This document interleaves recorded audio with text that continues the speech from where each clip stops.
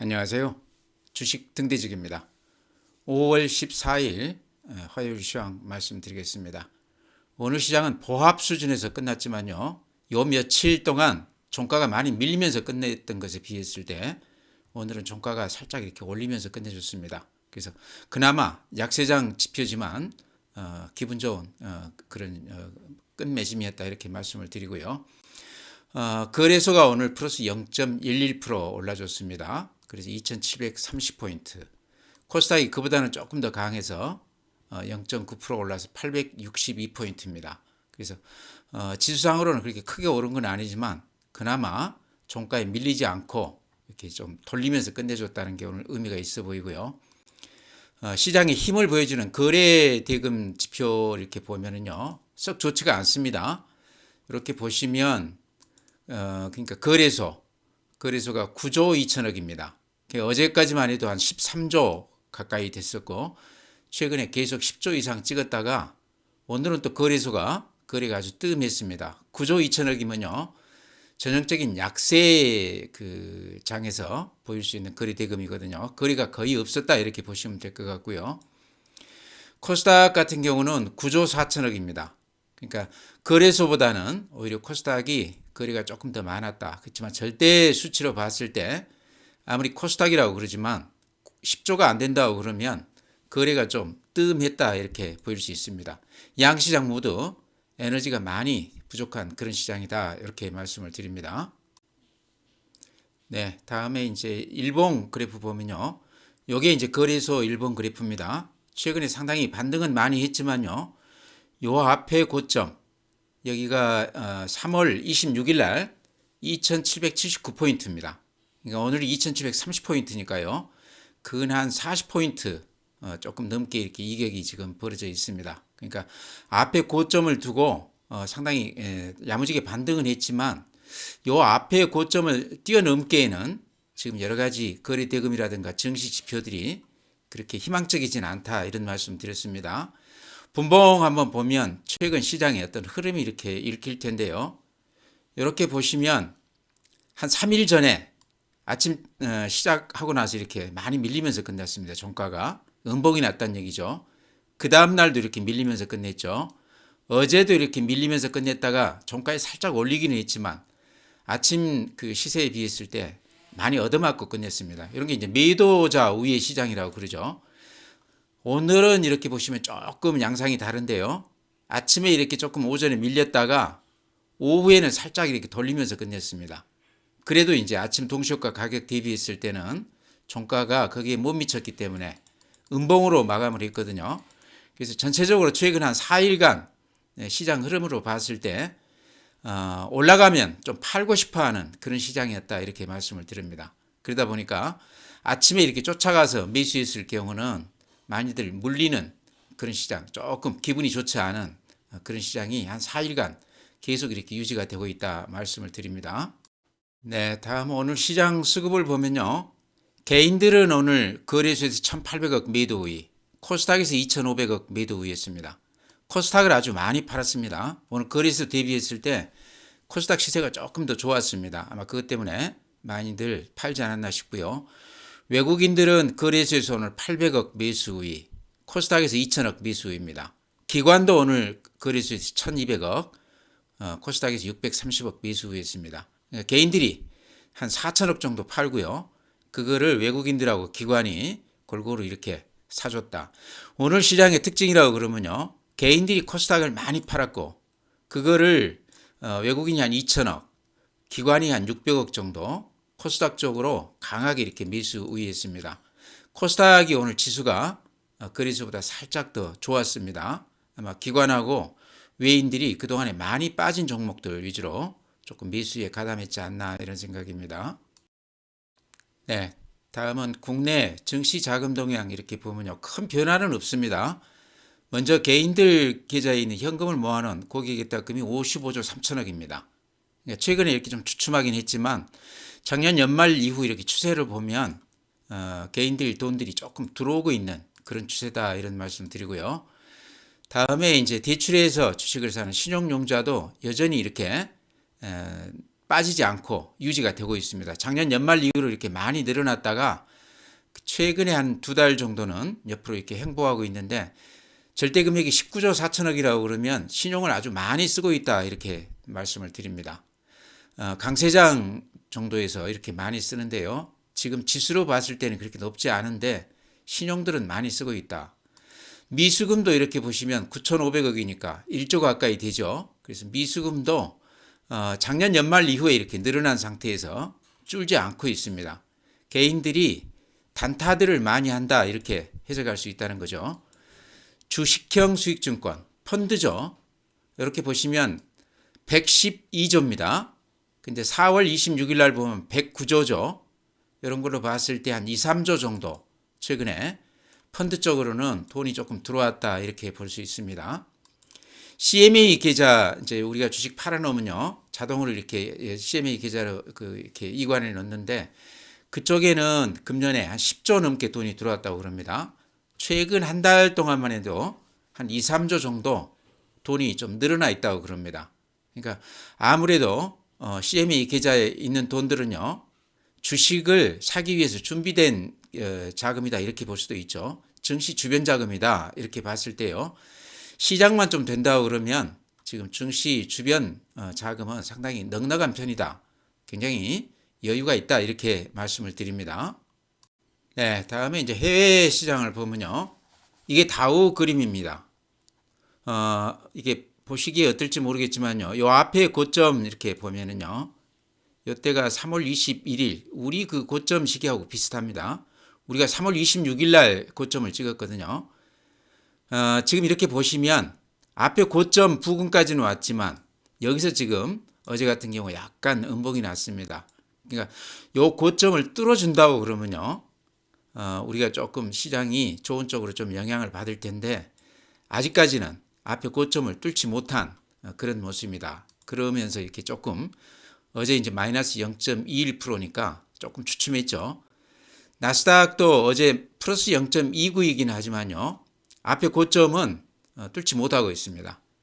필라델피아 반도체도 마찬가지입니다. 그래서 미국 시장은 최근에 반등세가 야무지긴 하지만 앞에 고점을 뚫을 만큼 그렇게 강력한 매수세는 아니다 이런 말씀 드리고요.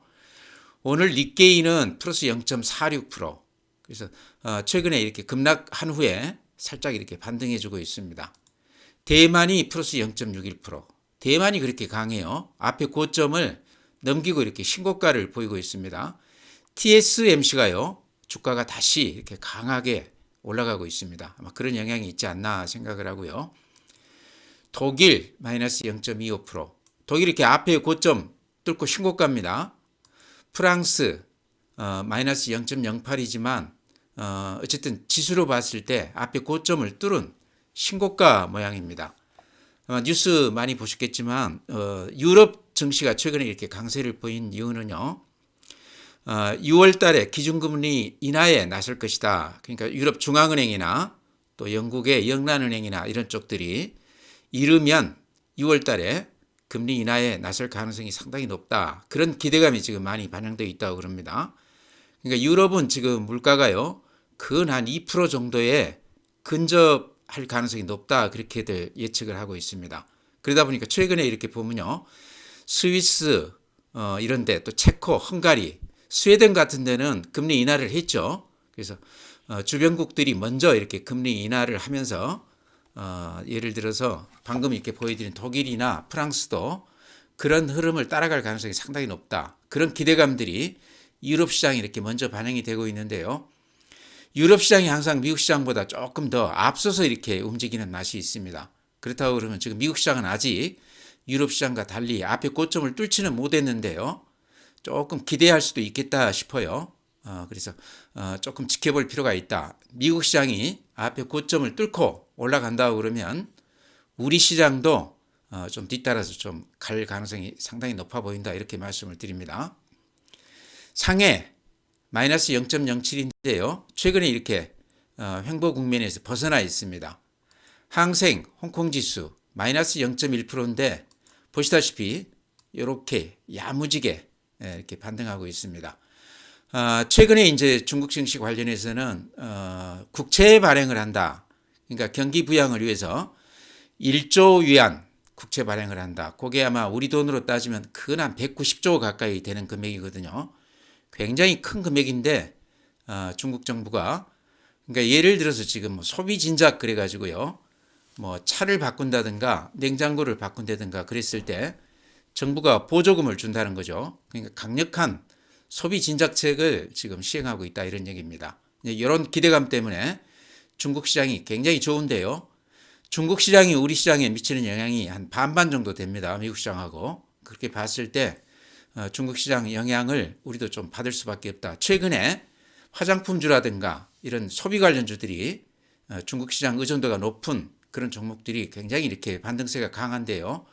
그런 영향도 있다 이렇게 말씀을 드립니다. 네, 다음 이제 종목 말씀드릴 텐데요. 아마 더존 비지온들 많이들 가지고 계실 것 같아요. 제가 작년부터 꾸준히 이렇게 강조드린 종목인데요. 바닥에서부터 따지면 그래서 수익이 꽤 났을 텐데요. 최근 이제 고점 부근에서 사신 분들은 지금 약간 물렸거나 본전 근처일 텐데 아마 상당히 여러 가지로 고민이 많으실 것 같아요. 지금 가격대가 애매한 가격대이기 때문에 계속 가지고 가도 될지 안 그러면 요 가격대에서 조금 반등이 되면 이익 실현할지 아마 그런 고민들을 하실 텐데요. 저는 항상 그렇게 말씀을 드리죠. 더존 비전은 좀 길게 보고 연말까지 한번 믿고 가보자. 좀 뚝심 있게 버텨보자 이런 말씀 드리는데요. 오늘은 이제 수급에서 외국인들이 한 10만 주가량 이렇게 매수 우회해줬습니다. 그동안에는 이제 기관 매수세가 굉장히 강했었는데요. 그러면서 오늘 한 5% 정도 올라줬습니다. 아침부터 이게 아마 쭉 지켜보신 분은 알겠지만 계속 밀리지 않고 단단하게 이렇게 버티면서 이 주가를 종가까지 이렇게 유지해 왔습니다. 그런 걸로 봤을 때 저는 상당히 좋은 모습이다 이런 말씀 드리고요. 요거는 이제 일봉으로 보면 뭐 그렇게 썩 그래프 모양이 그렇게 좋은 건 아닙니다. 항상 제가 이제 더존 비전은 일봉보다는 주봉으로 좀 길게 이렇게 놓고 보자 이런 말씀 드리죠. 이렇게 놓고 보면 2020년 9월 7일 날 13만 6천 원에서부터 이렇게 빠져가지고 한 1년 행보하다가 이제 이렇게 살짝 반등하고 있습니다. 그래서 이제 오늘 5만 6,100원이죠. 요 가격이 예전 고점에 비하면 한 두세 배 정도 더 빠져 있는 가격입니다. 아직도 올랐다고는 하지만요. 이렇게 보시면 요 매물대가 아주 두텁습니다. 그러죠? 근데 오늘 다시 이렇게 양봉이 나면서 주봉으로 봤을 때 요 매물대로 이렇게 살짝 올라와 있습니다. 증권사들이 대체로 지금 8만 원대 이렇게 목표가 제시하면서 여러 그 증권사에서 지금 추천들을 하고 있는데요. 8만 원 이렇게 목표가 제시한 이유는요. 제가 봤을 때 요 매물 공백 여기 이렇게 보시면 5만 6천 원 요 위로 보시면 이렇게 매물대가 굉장히 짧습니다. 그러죠? 그래서 매물 공백 요 구간을 쉽게 이렇게 급등할 수도 있다 하는 그런 가능성 때문에 그 위에가 지금 8만 원이거든요. 그러니까 6만 원, 7만 원대에는 매물이 그렇게 많지 않다는 얘기입니다. 아마 그것 때문에 목표가 8만 원을 이렇게 제시하면서 매수 추천을 하지 않나. 저하고 이제 의견이 같다는 얘기죠. 제가 오래전부터 요 매물대를 벗어나면 8만 원 정도도 기대해 볼 수 있다 이런 말씀 드렸는데요. 실적으로 따졌을 때 금년에 한 860억 정도 영업이익이 날 것으로 지금 얘기가 되고 있고요. 이때 잘 나갈 때 전성기 때 그 영업이익이 한 700억 정도 됩니다. 그러니까 영업이익만 단순 비교했을 때는 오히려 금년 실적이 훨씬 더 좋다. 거기다가 이제 인터넷 은행 얘기가 되고 있고 또 신용정보업도 지금 더존 비전하고는 아주 잘 맞는 그 업종이죠. 데이터가 많기 때문에 상당히 유리한 그런 조건이다 이런 말씀 드렸습니다. 그래서 지금 가지고 계시다고 그러면요, 저는 조금 좀 뚝심 있게 연말까지 정도 이렇게 좀 흔들리더라도 버텨보는 게 어떤가 이렇게 생각을 합니다. 이 종목은 제가 꾸준히 이렇게 말씀을 앞으로도 드리겠습니다. 네, 다음은 이제 미용 의료기기, 그 다음에 화장품 관련해서 파마 리서치 제가 종목을 계속해서 이렇게 추천을 드렸었는데요. M&A 얘기가 나오면서 주가가 좀 부침을 좀 겪었지만 다시 이렇게 아주 강한 상승세를 보이고 있습니다. 오늘 화장품 관련주들이 전체적으로는 좀 주춤하면서 매물을 좀 받았는데요. 파마 리서치는 먼저 조정을 받아서 그런지 오늘 또한 4.2% 정도 이렇게 강한 모습을 보였습니다. 그래프로 보면 이런 모습이거든요.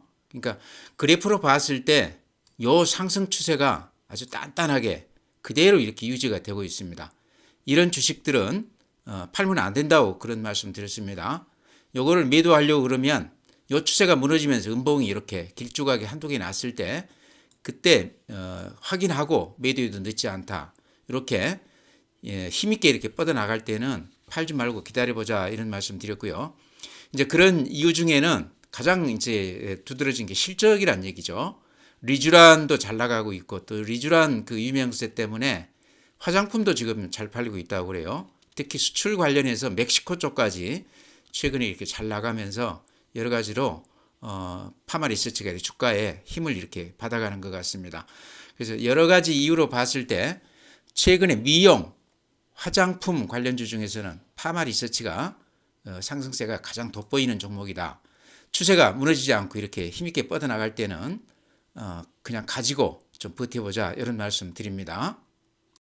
네, 다음에 이제 소형주 하나 한스바이오메드라고 예전에 제가 이렇게 가끔 추천을 드렸었는데요. 그동안에 재미가 없었습니다. 그래서 저도 이제 언급을 안 드렸었는데 혹시 지금까지도 가지고 오신 분도 계실 것 같아요. 그래서 오늘 이제 7% 올라줬습니다. 그러니까 13,490원인데요. 오늘 모처럼 이렇게 야무지게 좀 이렇게 올라줬고 거래량도 평소 한 1, 2만 주 되던 게 오늘 한 7만 7천 주. 거래가 상당히 됐죠. 요 종목은 한 3년 적자가 났습니다. 사고가 나서. 그랬다가 작년부터 이게 이제 9월 그 법인이거든요. 그래서 작년부터 금년까지 흑자 전환을 했습니다. 근데 오늘 이제 뉴스 보니까요. 금년 반기로 따졌을 때 작년 9월부터 따졌을 때 단기에 한 10억 정도 흑자가 날 것으로 이렇게 예상이 되고 있습니다. 조그마한 회사이기 때문에 10억 흑자라고 그랬을 때도 제가 보기에 상당히 의미가 있다 이렇게 생각이 됩니다. 그 다음에 이 민트실 관련해서 여기가 이제 그 여성들 가슴 보형물 쪽 이렇게 그 실리콘 그걸 하던 회사인데 이제 그거가 이제 거의 사고가 나서 매출이 거의 없다시피 합니다.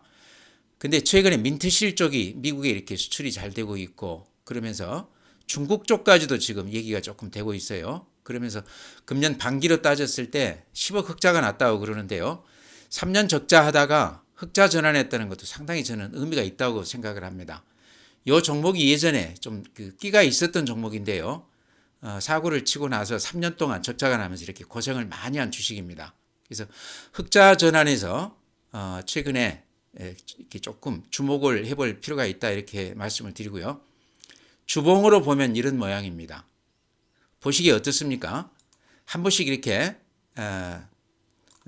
주가를 올릴 때 아주 야무지게 이 앞에서도 그렇습니다. 이제 사고가 나서 이렇게 빠지기는 했지만 올라갈 때 상당히 야무지게 올라주는 그런 맛이 있다. 예전에 제가 이 종목을 거래를 많이 했었습니다. 10,000원 이하에서 이렇게 아주 30,000원까지 이렇게 올라주던 그런 주식이거든요. 정상화만 된다고 그러면요. 제가 보기에는 아이템이 굉장히 좋은 기업이다. 인공뼈, 또 인공피부, 또 여성들 가슴 보형물, 또 그 민트실이라고 그래서 그 얼굴 이렇게 처진 거를 이렇게 좀 잡아주는 그런 그 시술이라고 그래요. 그런 쪽에 특화되어 있는 국내에서는 가장 그 앞선 기술을 가진 그런 회사거든요. 이런 걸로 봤을 때 아이템이 굉장히 좋은 회사인데 최근에 이제 사고가 나면서 여러 가지 어려움을 많이 겪었습니다. 근데 이제 해외 쪽에서 지금 반응이 굉장히 좋아서 반기 실적이 흑자가 났다. 그 다음에 또 하나 이제 우리가 눈여겨볼 게 여기 2대 주주가 오스테미 임플란트입니다. 그렇다고 그러면 거의 비슷한 업종이라고 봐야 되겠죠. 좀 주주가 대주주가 좀 든든한 대주주가 같이 이렇게 지분 참여가 돼 있다. 아마 지분이 한 13% 정도 될 겁니다. 그런 걸로 봤을 때 최악은 벗어난 그런 기업이다. 주가로 봤을 때요. 이런 주식은 이제 많이 살 필요는 없지만 조금 사놓고 기다려보는 건 어떤가. 이 종목을 아시는 분이 그렇게 많지는 않을 텐데 예전에 제가 조금 이렇게 이 기업 내용을 조금 잘 알고 있는 것도 있어서 그때 이렇게 주식을 해서 상당히 재미를 봤던 종목입니다. 올라갈 때 굉장히 화끈하기 때문에요. 적은 금액으로 조금 이렇게 해도 되는 그런 종목 같다. 흑자 전환했다고 그래서 제가 이렇게 말씀드리는 겁니다. 눈여겨보시기 바랍니다. 네, 다음에 이제 CJ 대한통운인데요. 어제 이제 그런 뉴스가 떴죠. 알리하고 재계약을 했는데 그동안에는 한 그 알리 물량을 한 80% 정도 CJ 대한통운이 차지하다가 이번에 재계약하면서 한 50% 정도 하는 것으로 그렇게 얘기가 됐다고 그럽니다. 그나마 좀 다행이다 싶기는 한데요. 그것 때문에 작년 연말 이후로 이렇게 급등을 했다가 재계약이 안 될 것 같다 그래야 주가가 이렇게 많이 빠졌었습니다. 근데 이제 엊그제 50% 계약을 했다 그런 얘기가 나오면서요. 주가는 이렇게 좋지가 않습니다. 제가 어제 그런 말씀 드렸던 것 같아요. CJ 대한통운이 주가로 봤을 때 조정은 악재는 많이 지금 반영이 된 것 같은데요. 매도 시점은 요 추세 바닥 요게 무너지면 좀 이렇게 팔아도 될 것 같다. 그 다음에 이제 좀 지켜보다가 다시 들어오더라도 추세가 이렇게 무너진다 그러면 매도 신호로 봐도 될 것 같다 그런 말씀 드렸는데요. 오늘 아주 기분 나쁘게 3% 빠지면서 이렇게 음봉이 길쭉하게 나면서 앞에 추세 저점을 깼죠. 그래서 뭐 전부 팔기가 조금 그렇다고 그러면 한 절반 정도라도 일단 매도해 놓고 추세를 조금 지켜봐야 되는 거 아닌가. 제가 보기에는 알리 관련해서 그게 그렇게 큰 악재는 아닌 것 같은데요.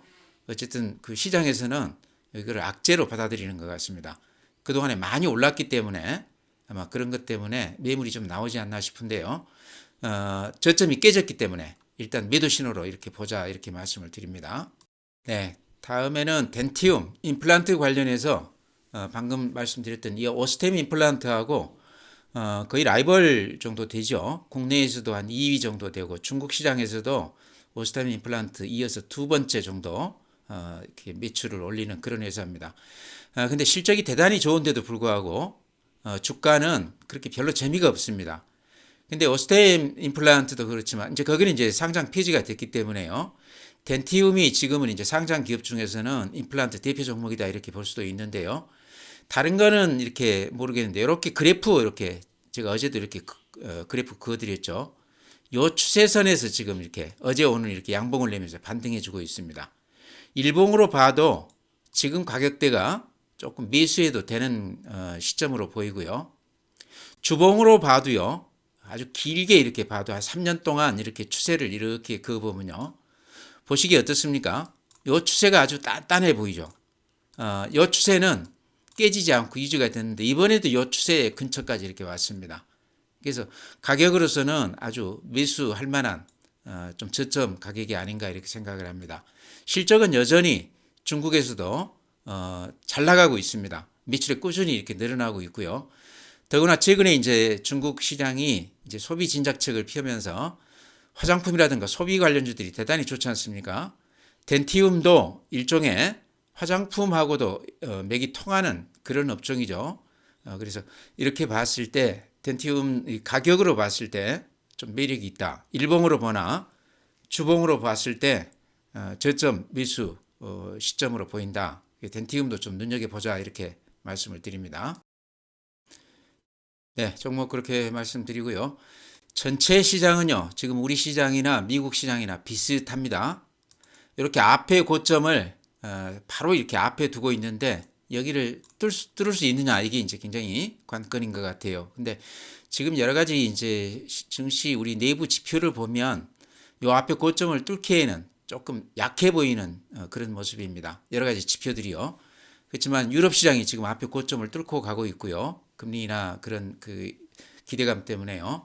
미국 시장도 앞에 고점을 바로 앞두고 있습니다. 그래서 우리 시장도요. 미국 시장을 좀 따라갈 것으로 생각을 합니다. 미국 시장이 앞에 고점을 좀 뚫고 새로운 모습을 보인다고 그러면 우리 시장도 자금이 조금 유입이 되면서 상당히 좋은 모습을 보이지 않을까 이렇게 생각을 합니다. 특히나 지금 중국 시장이 소비 진작책 관련해 가지고 굉장히 강한 모습을 보이고 있거든요.